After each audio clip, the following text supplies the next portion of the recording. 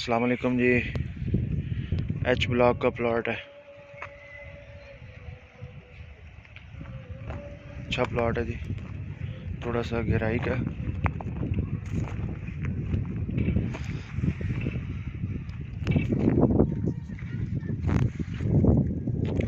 Three 300 के number में है जी, डेड एंड की गली का प्लॉट है।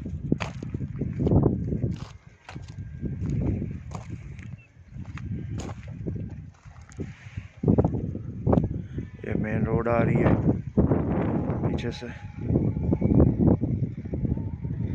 ये इसका फ्रंट व्यू है,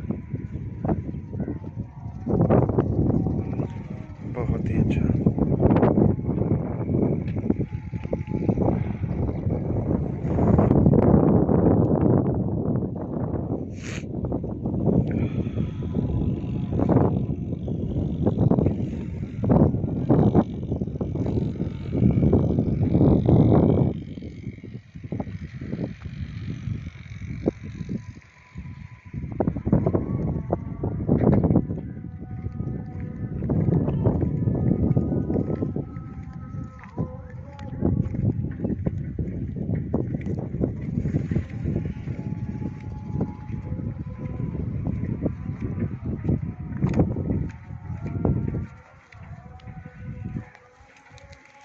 चैनल को लाइक कीजिएगा, सब्सक्राइब कीजिएगा, शेयर कीजिएगा। इंशाल्लाह कोई चीज़ सेल करनी भी हो तो रब्ता कीजिएगा।